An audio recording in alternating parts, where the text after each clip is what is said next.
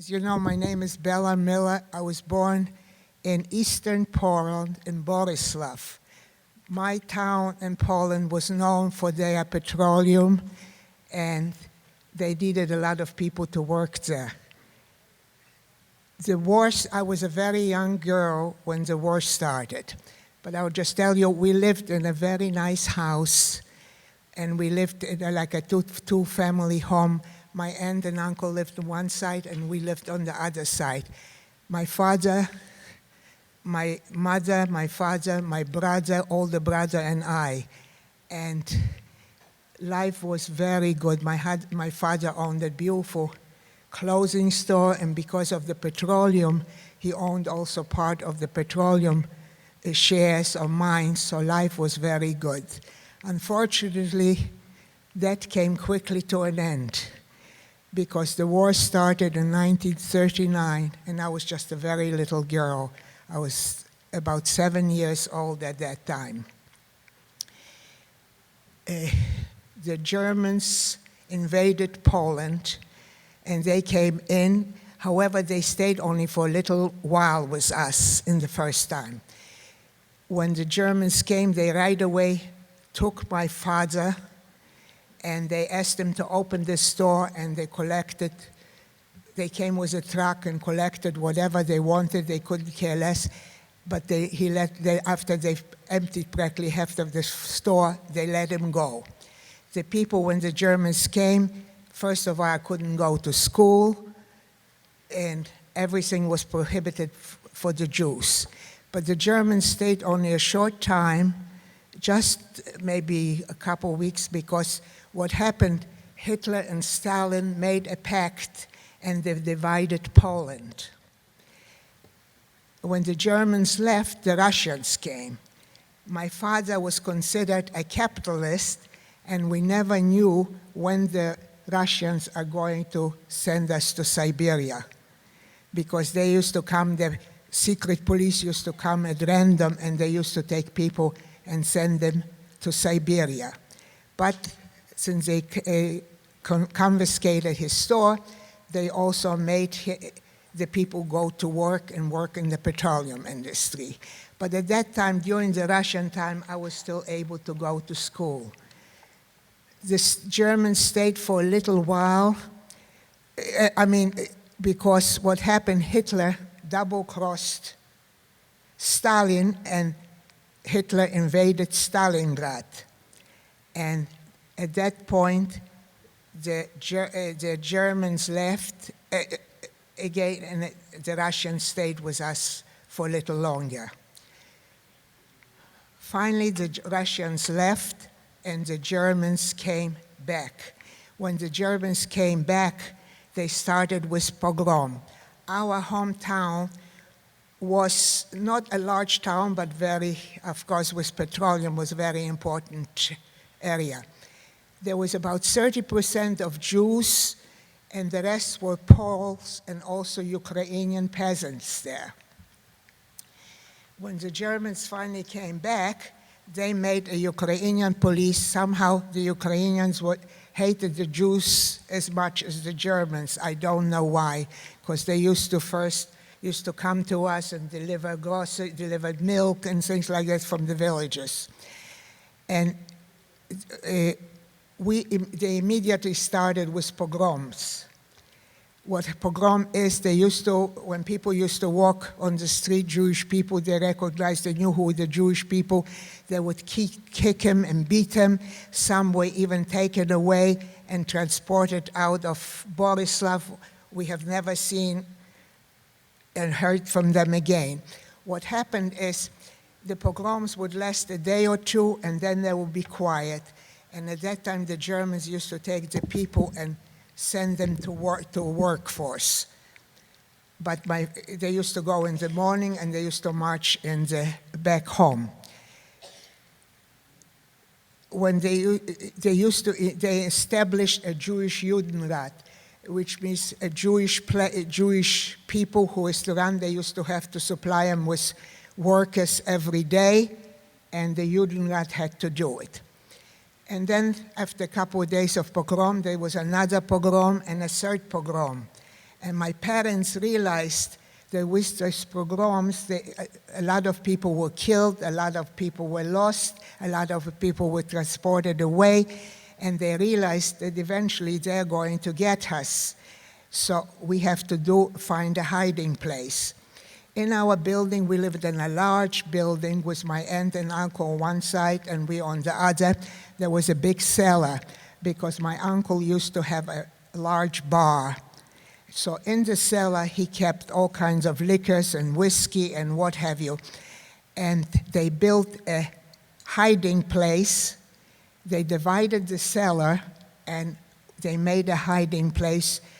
They put shelves on the cellar and they made a small opening that in case we heard of a pogrom, we could immediately slide into the cellar and stay there. Now, many times the Germans and Ukrainians would come around and they would attack people and try to get into your house.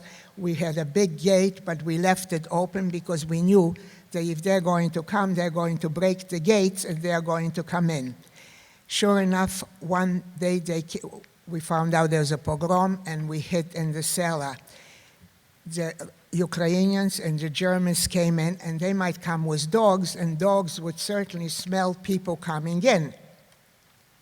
But we were told, at least my parents were told, and my uncle, if you put black pepper around the cellar, the dogs would not be able to smell you, that there are people in. So anyway, so that's what happened. And sure enough, the Ukrainians came and the Germans came and they came down to the cellar looking for Jews. But they saw liquor and they were very involved with stealing the liquor or taking it away. My heart was in the cellar, in the hiding, beating so hard that I expected that for sure they are going to hear why I'm hidden, that they will know exactly there's somebody. But needless to say, they were more interested in liquor and they took the liquor and they left. That was going on for a while. And there was another pogrom when my uncle was caught and we never heard from him. My parents realized that this is going to go on for a long time and you never know when they're going to get us. So they found a hiding place at a Gentile young lady. And she already had a lot of people there hidden. She was a very good, kind woman. And she took us in.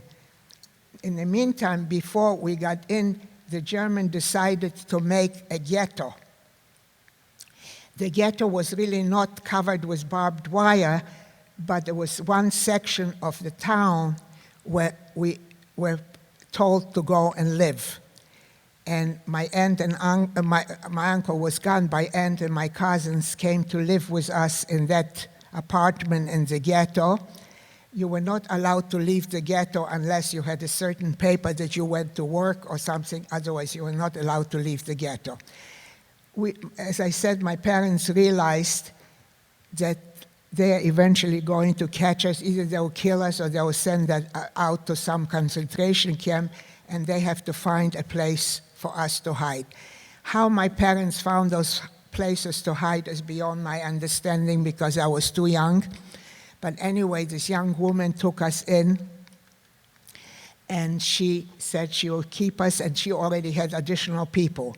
In her place, she had those nicer homes had beautiful ovens. There were tile ovens.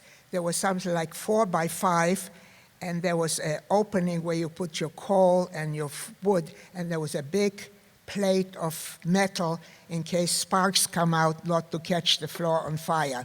Underneath, they built a tunnel and put 2 shelves. You couldn't stand there, but you could squeeze on a few steps down, and you stayed in that tunnel when she would get guests to come to her house. You had to be absolutely quiet, and she had about 12 to 14 people in her house. She used to have to go shop for food, and people knew she was the only one person there. Her parents helped her shop, but still, they started buying an awful lot of food, and there was talk, apparently, she said, that somebody realized that she must be hiding Jewish people. So she got scared, and she told us to leave the hiding place, that we have to leave. my parents found another place, and I don't know how. My brother was older, so they sent him and me at night, during the night, to walk to the other hiding place. My brother knew where to go, and we walked through the night, and then my parents came. When they came to that place, the man obviously got a lot of money for taking us in. We were there a very short time because he said, you know, my neighbor must have heard something or seen something, and he made us leave. Believe it or not, my parents found another place, and believe me, they had no cell phones, they don't have smartphones. I don't know how they got through, but my brother took me again by the hand. He was about 10 years older than I was. Took me by the hand, and we walked through the night, through fields, and we went to the hiding place. There was a couple, a Ukrainian couple, whose daughter was getting married at that day. So they put us in a shed and locked the shed, and we stayed all day long in that shed.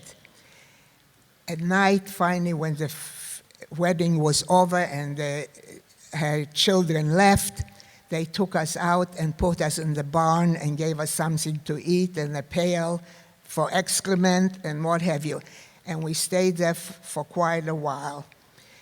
My brother used to be sent out about every other week or so to go, and I don't know where my parents had hidden money.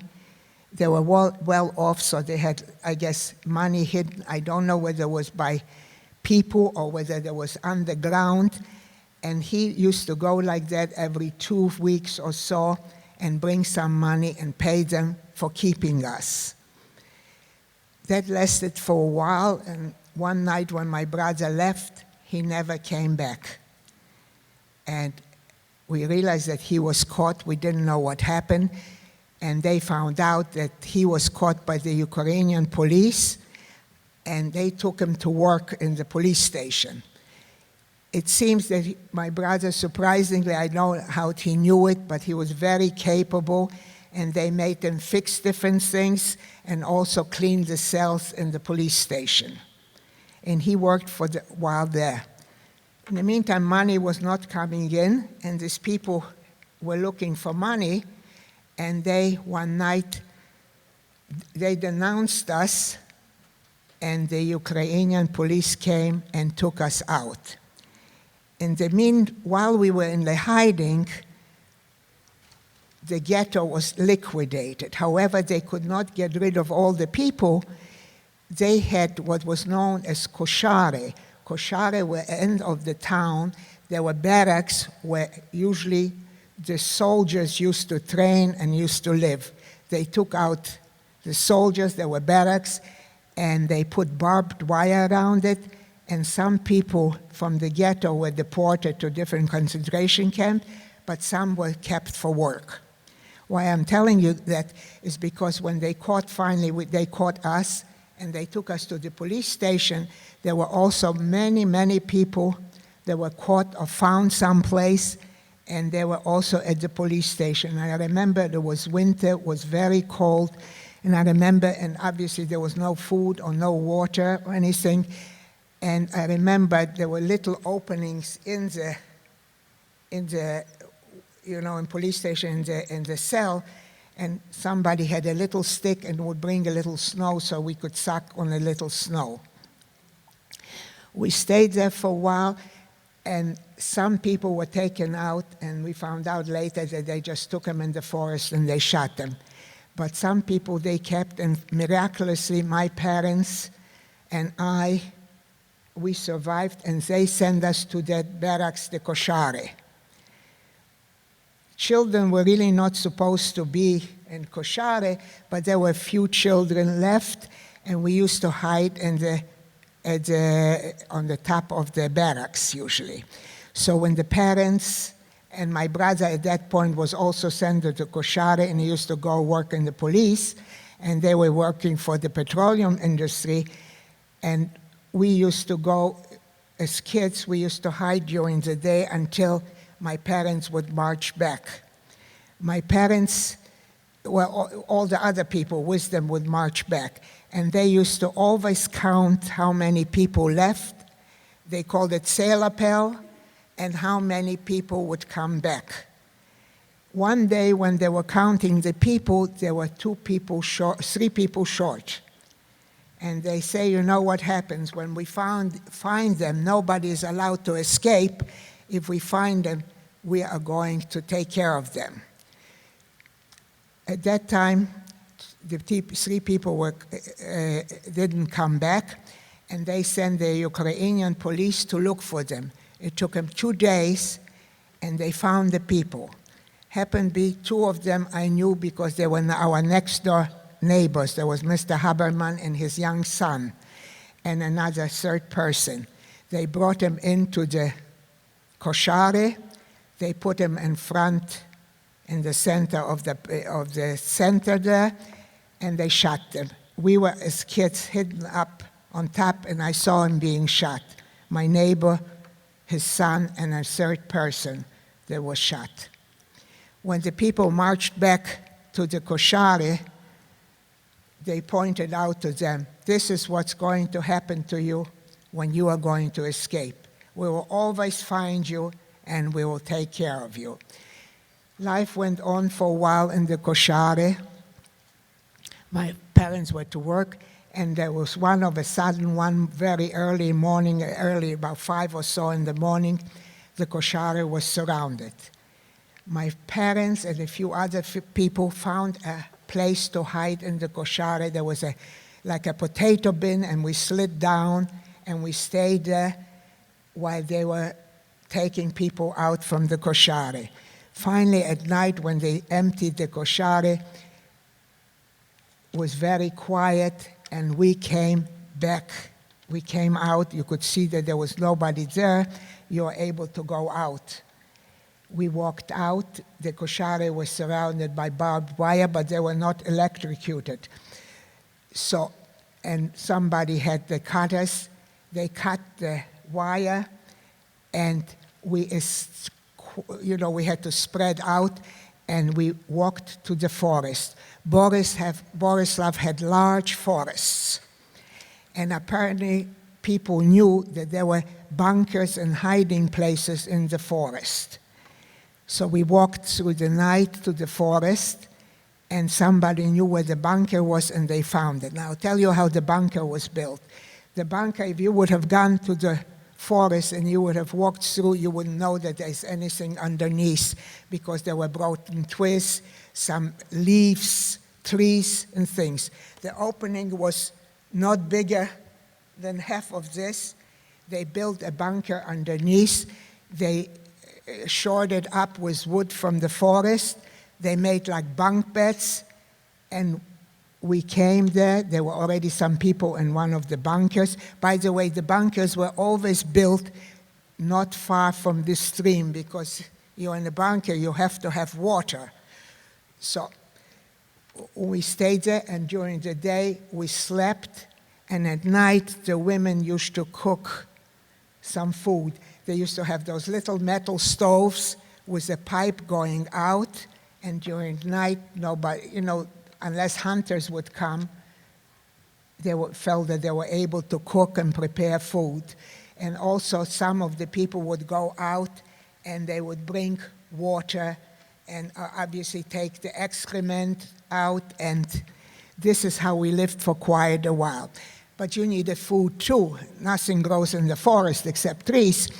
And there was always one person designated that once a week they would go and they would try to find, they knew where to go, and everybody gave them money, and they would go and buy food. So it lasted for quite a while, and we were in the forest during the day. You slept on the ground. At night, they would open the lid so you could get some little fresh air, and the women would cook, and we would get our food. And the person one night went out, but he never came back. So we realized that he must have been caught, and if he's going to be tortured, he is going to give up our place, and we will all be caught and taken back, and whether they will shoot us or whatever. So we decided to walk through the forest. There were quite a few people in that bunker, and apparently some others knew other bunkers where they were in the forest. So we walked through the night in the forest, and another bunker was found. But they couldn't take anybody but the women and children. I was the only one child there. They took us, but they couldn't take the men because there was not enough room in the bunker. So there was a fallen tree, a gigantic fallen tree, and the men just lifted the branches and they slept and stayed under the tree. In the morning, I was sent to go with the food to bring to the men. And I want you to know, I wouldn't dare to go through the forest now. I would be scared stiff. But those days, I was so proud that I am able to do something and help. And I was just a kid, and I walked, it must have been half a mile. There was a different ditch that I knew had to cross, and I used to bring food to my father, my brother, and the other few men that were hidden there. That went for a while, but they realized, hey, right now it is already warm and it's all right, but the men cannot stay there because what is going to happen? You know, wintertime they cannot stay on the ground or above the ground like that. So they decided to build another bunker. And other men came down, and during the day they had to do, and they were hoping that there would be nobody, that if a hunter comes, he would see it, but it was deep in the forest. So somehow they were able to took quite a while, and they built another bunker. And finally, we were able to move to that bunker. That did not last very long. Somebody must have seen what was happening and where they built it. And one morning, early in the morning, the Germans came with rifles drawn and with Ukrainian police, and started yelling, "We know you are Jews down there, raus, raus, raus." And we opened the lid. There was just a very small lid, and we crawled out. And then they certainly wouldn't go to check if anybody was left there. So as they moved us off, they took a grenade and threw in the bunker, and the bunker exploded. So if anybody stayed, they felt they're not going to survive. They took us back to the koshare, because they knew that after a while we are going to be either deported, and sometimes they needed people to work, kids would hide, and eventually we are going to be deported to a concentration camp or someplace. That lasted for a little while. We were marched to the koshare again, and my parents and my brother were put to work again. So you used to go at night, and a few kids that were left from the originals, from different bunkers, we used to hide still. However, some people had a short-wave radio, and they knew that the Russians were coming at that point. And you could hear from further away, you could hear, sometimes the rumbling of gunfire and things like that. So you knew that hopefully that will be liberated at some point. Well, there was not to be, because another morning, early in the morning, the koshare were surrounded. This time we had nowhere to hide, and we all were taken and marched to the train station. And you can imagine through your town where you lived, you see people that you know, because Borislav was not such a big town, and you see, and they are marching you with gun drawn like you are a criminal or something, and they marched us to the train station. I didn't know where we are going or what, but they had cattle cars there, and they put us in the cattle cars, and they sealed the doors, and the train moved on, and they had soldiers sitting above with guns there. So in case you could break out or something, there was not to be. The train was moving that way.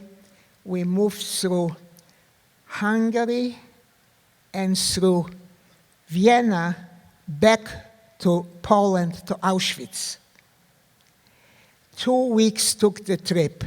They took us out in July of something, and we arrived in Auschwitz in August. Towards the end in the trip, a couple of fellows thought, we try to escape, let's try to escape. And when we arrived in Vienna, I didn't know whether it was Vienna or I was too young for, but anyway, we sat we were lying on the floor. We had just very little with us at that point. We didn't have too many packages. We had just a few extra clothing, that was it. And in the floor of the train, when the train would stop sometimes for the night, somehow they dug a hole and took out a board or two boards, and they escaped. They moved through it. However, we heard shots, and we never knew whether they were killed or because there were always soldiers watching. So we never knew if the two fellows made it or if they were killed. Next morning, they opened the gates of the cattle car, and they came with a whip and randomly just started beating people. And they said, "How come you did not notify us that somebody is trying to escape?" Anyway, the train moved further on, and we arrived in Auschwitz. When we arrived in Auschwitz, I was still with my father, my mother, and my brother, and all the other people were sitting in the car. And they opened the door, and they took inmates from Auschwitz, and they told them to take everybody out. And immediately they emptied while the inmates came in, one of them told my mother, if they ask you about your if you ask you about her age, make sure that she is older. I was not quite 12 at that time, but I was very tall for my age. And he said, make her older. My mother didn't know what he meant or how, but she took his advice. They chased everybody out. Whatever belongings you had, you left it in the train, and you moved out from the train, and they separated men from women. I didn't even have time to say goodbye to my father or brother. We were completely separated, and I never saw them again. Anyway, and they put us in rows. They called it Sailapel, where they watch you. There was the famous Dr. Joseph Mengele, the Dr. Death, and he did the selection. When it came to me, he looked at me, and he said, "Wie alt bist du?" My mother spoke German, and she said 15. He looked at me. I don't think he believed that I was 15, but he sent me with my mother to one side. He sent the other people, I know there was my aunt with my younger cousin, whose husband was already killed at that point. They sent them to another side. But at that point, nobody knew which side was better. When the selection finished, they took us in Auschwitz. Some of you must have seen Arbeitsmarkt frei, the big signs there. We walked into Auschwitz, and they took us to one of those big barracks, and there were people with shaving scissors and things, and they made us this rope completely, and they shaved our heads. Every woman had her head shaved. And they put us into the shower, they said. There was cold water coming, there was no soap, no towels, nothing, just water dripped on us. And they brought some clothes back and threw them on the ground, and whatever you caught, that was your clothing that you had. They took us in Auschwitz, Birkenau, to Lager B. Lager B was more or less a transit lager, where they used to bring people from other areas, from other camps, and then they used to send them to other camps.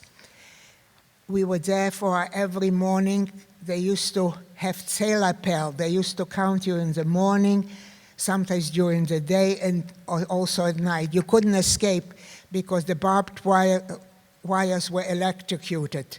Nobody was going to touch it. But anyway, they made life even more miserable, so that 5 in the morning, rain, shine, whatever, you used to stand outside, and finally they would count you, and you go back to the barracks. We would stay. That went for a while. I got very sick, and they had a barrack for sick people.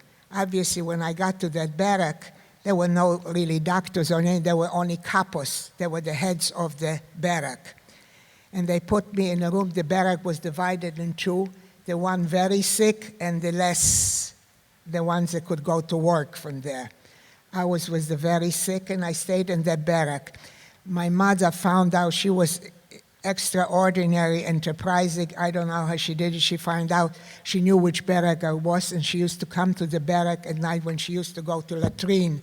So she went, and she used to call my name, and I used to go to the wall, and she knew that I was still there. That went on for a while. There were no doctors, but somebody told me that I had scarlet fever, apparently. I guess some people knew, from the kapos what I had. I was in that barrack for a while, and I guess there was going to come a selection for the guest chambers. And the kapos, I don't know, they had some mercy on me and liked me, and they said, you are going to go back to your barrack where your mother is.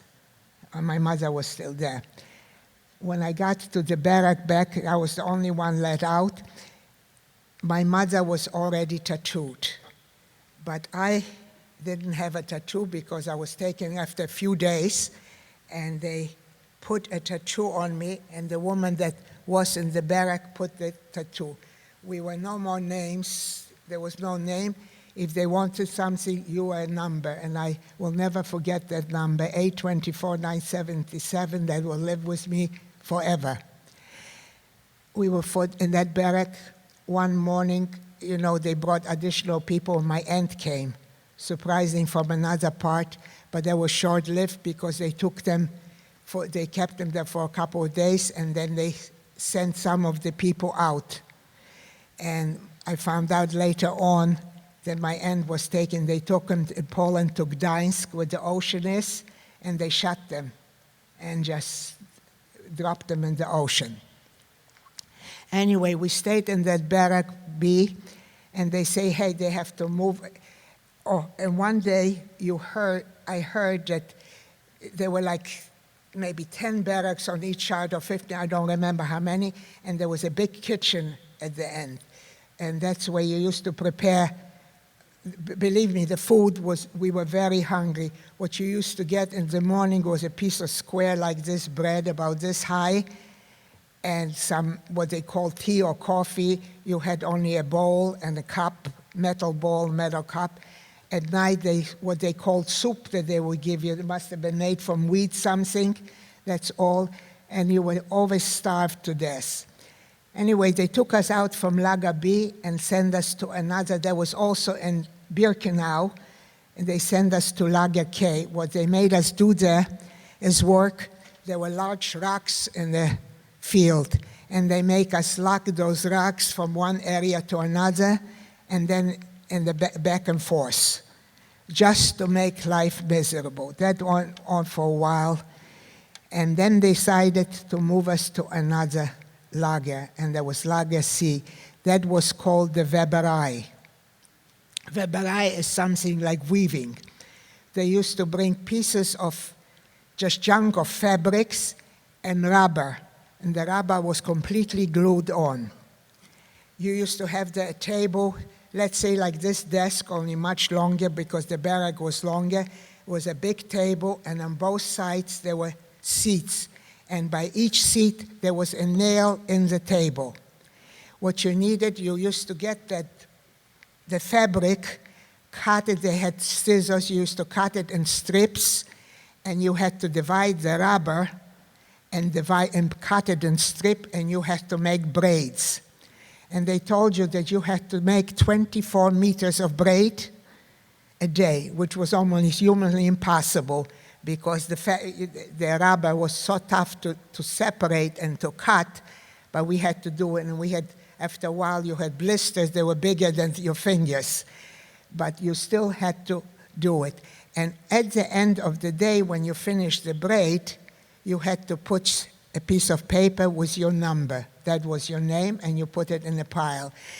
Somebody told us that they used the braids for the soldiers when they went to Stalingrad and the different part when they invaded Russia, to wrap their feet with it because of the cold in Russia. I don't know how true that was, but that's what the story was there. We worked there for quite a while, and sometimes they came, the Germans, with a couple, and they would take a braid off a table and try to break it. If it broke, you got a beating. Luckily, when they came to mine, it didn't break, but he smacked me anyway and continued. And my mother, because of the hunger, was very sick. Matter of fact, we were there during Rosh Hashanah and Yom Kippur. Believe me, we didn't know what day it was, but the Germans knew. And they say, oh, the Jews fast in Yom Kippur. They don't have to get any food today. So there was one day, you were always starved, you lost weight, you were like a skeleton, but that day you didn't get any food at all. Anyway, that went on, but there were rumblings also, and apparently the Russians were coming closer to Auschwitz. They apparently, we found out later, they had to break up the crematoriums, and they started people marching out of Auschwitz. In the meantime, my mother, because of hunger, her legs were swollen. I have never seen anything like this. They called it elephantitis. She could hardly move. So she went, and I went with her, to one of those sick barracks. It was probably for selection or whatever they were going, and they put us there. They didn't want to take me first, but I pleaded, and the couple was kind, and she let me stay with my mother. We stayed there for quite, because my mother couldn't move. We didn't know when the selection was coming, but in the meantime, the Germans started marching people out, and the ovens were already stopped working at that point. On January 28, 1945, and I remember lying on one of those bunks, there were about 8 or 10 people lying on them. Somebody came and they said the Germans left and that the Russians are coming. And the Russians came to camp, so we were, so to speak, liberated. The Russians, when they came, they didn't have, it was winter time, and they didn't have much food. So they gave us potatoes and they gave us some bread. And it was in a way lucky because many people in other camps, I have 10 minutes? Oh, other people, in other camps, American came and liberated them, and they gave them food, and unfortunately, when you're not used to eating food, you perish. Anyway, they moved us to the headquarters, to the Auschwitz, where they had other prisoners, the buildings. We stayed there for a while. And then they moved us to Silesia, that's in Poland, Katowice, and they sent us to Caritas. Caritas were where the sisters were supposed to be, Sisters of Mercy. There were nobody there, but they took my mother, and there were some 20 other children that were saved. And they put us on a truck and moved us to Katowice. We were in Katowice for a while, but there was hunger. There was nobody to really feed us. There was a kitchen someplace, and occasionally we would get some food. But under our bed there in Katowice, we found some toys. We took the toys to a market. We sold the toys, and we bought bread. And that went on for a little while. My mother was so enterprising, I don't know how. She wanted to find if my father survived, my brother. We didn't know, the war wasn't quite over at that time. And there were Jewish community, and they found out that there's another town, that somebody from our hometown is there, and the woman was living in Chorzów, which is also in the same area, and that she is working for a Jewish organization that they opened, and she's working in the kitchen. And my mother said, let's go there, and we went there. You see, when I was liberated, the Poles were also, not only the Russian, and they gave us Red Cross cards. With that card, you could travel for free any place we are. We didn't have any clothing, only what was on our back, and we traveled to Chorzów. Chorzów was the lady, Mrs. Zucker, who was a friend of my family's. Actually, we knew her from Borislav, and she says, you can come and live with me. because what happened, the Germans took over apartments where the Jews were. Now the Germans escaped from there, and she got one of the apartments. We stayed with her for a while. My mother always believed in education, and she sent me right away to school, and they took me in school there. We stayed there for a while, but don't forget that Poland and even Germany was divided by zones. There was a Russian zone, there was an English zone, there was an American zone, and a French zone. My mother said, let's go to an American zone, life will be better. And one night, we decided to we got to the train, we had the pass, and we went to Munich. Munich had a camp called Funkkaserne. And they took us off, and there was under American auspices at that point. So you had a little food, and there were giant barracks, and each one got a bed for us, and you got enough food, and we stayed there for a while. Then they came and they said, hey, you cannot live in those barracks. We have to get you to the DP camp, the displaced person camp. And we were sent, my mother and I were sent to Bad Reichenhall, that's in Bavaria, by the mountain. It's next door to where Hitler had his bunker, Berchtesgaden. We were there for quite a while, and there was a lot of black market going on. My mother would go to different camps. Sometimes she would buy something and sell. She was tremendously enterprising. And we stayed there for quite a few. They used to have an art school and a school, so I was going to school. I was also going to the art school. They tried to teach us those days. The women used to wear big corsets and big bras. And I'll tell you, since that time, I hate sewing. But they used to teach you that, but they also taught you Hebrew a little bit and other subjects. But my mother felt that that wasn't enough, and she knew somebody in camp who used to be a teacher before, and she had them and a couple of other kids teach us other things besides, they taught us sciences and chemistry. She felt, hey, I lost it all during the Germans. I have to get something back. We stayed there for a while, and you made friends, and you became friends with people, and there was a young fellow there, a young man with our group, and he got papers to go to Australia.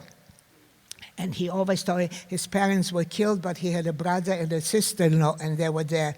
And he says, when I go to Australia, guess what, Bella, I'll send you papers. I said, all right, for you and for your mother. And that went for quite a while. My mother, in the meantime, signed us up to go to United States. You didn't go through a fence or anything. You had to wait for 5 years and hope that you will be accepted. Notice came after a couple of years that, yes, we will be able to go to America. And they took us to another DP camp in Aschau. From there, you would go to Bremenhaven to America. At the same time, believe it or not, the paper for Australia came. But my mother said, no, we are going to go to America. So when Aschau, finally the papers came, and we were transported to Bremenhaven and put on an army boat, General Muir, and we were coming to America. We arrived in America. The trip took 10 days. And I was sick. The first night they opened the kitchen and the canteen, and I said, this is great, terrific food. There was an American boat. You had anything and everything to eat. It was too good to be true. And when I was there, I started eating everything, but I got very sick. The boat was, there was winter time, the boat was rocking, and I got terribly sick. But anyway, the trip took 10 days. At some point, I thought they should throw me in the ocean because to be nauseous, it's horrible. I tell you, I never take cruises now because that was just too miserable. Okay. Anyway, I'll just tell you quickly because I'll get off. So we went and we arrived after 10 days in Boston Harbor. We were signed, we didn't have any relatives, so we went through Joint, the organization like highest Joint. Anyway, they said, you're supposed to go to Union City, our paper said. I didn't know where Union City was from another city, But they said, we have no room in Union City, so they gave us papers and put us on a train, and they took us to Omaha, Nebraska. We came to Omaha, the people in the Jewish Community Center were great. There were ladies who worked with refugees, and some lovely ladies took us. Whatever we accomplished finally to save in the DP camp, some clothing went to Union City, but we went to Omaha. And they took me to the store to buy something, and believe it or not, they enrolled me in high school, because while I was in DP camp, I also had a teacher, and I always believed in learning, and she taught me English. And as a young person, you pick up a language much faster. They put me in the senior in high school in Omaha, Nebraska, and the teacher even said, oh, I speak German, I'll be able to help you. I learned German at that point too. Her German was worse than my English, so I couldn't understand it in German, but anyway, I was there. After the end of school, I also got a fantastic job, because at night I used to go to business school, and I learned shorthand, Greg shorthand, and typing. And I got a fantastic job with Continental Grain. It was one of the largest grain companies in the world. It was owned by Belgian Jews who came here, and they had warehouses and elevators of grain all over the country and all over South America and other parts. And they put me in the office, and I worked for them. And they said, you know, Bella, we are going to enroll you in City College. And they sent me to City College, and I was able to manage somehow with all the little, I was able to be in City College. So I used to at night go to City College, and I used to work. They also found us an apartment. So I had an apartment, and it was really, life was great, but my mother felt, you know, Omaha is not for us, we should go to New York. And one day she decided, hey, we are going to go. So I told my bosses, and they were lovely people, and they said, you know, Bella, if you go to New York, we are going to arrange that you'll have a job with the company in New York. And when the comptroller from New York came, they introduced me to him, and I got a job in New York in the office. So my mother and I came to New York. There was a lady in Omaha who happened to have an apartment, believe it or not, on 86th and Western Avenue. I didn't know from Western to Eastern to any street, but we got a beautiful apartment, a studio on the 11th floor on 86th and Western Avenue. And we stayed there for a while, then we had to return the apartment, and she says, whatever you can pay me, you'll pay me, and whenever you make a little more, you'll give me more money. That lasted for a short time because she came back and we had to find another apartment. I was working, my mother would go to school, to night school, there were different schools to study English, and I was able to get my mother a job in my office. And they used to have like a coffee room, and my mother would just keep it nice and clean and prepare coffee, and when we used to have lunches, we used to go to that room and have our lunch. So I stayed there for a while.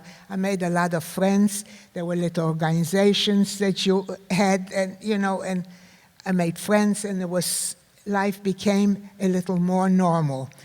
And then I also, had good friends, and they introduced one of my girlfriends who happened to meet my husband at a party, which I was invited to, but I didn't go because I went on another date. And she gave my future husband my number, and he called me, and I met my husband on a blind date, so to speak.